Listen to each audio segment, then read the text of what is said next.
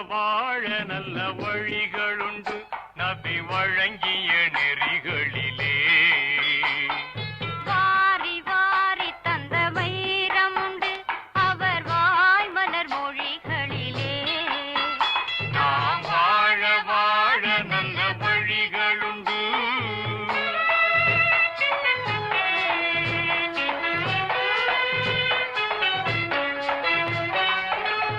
ஒன்றே தேவன் ஒன்றே மார்க்கம் ஓர் குலம் என்னும் நீதியை நன்றே உணர்ந்து நேர்மையில் உயர்ந்து நானில வாழ்வின் நன்மைகள் தெரிந்து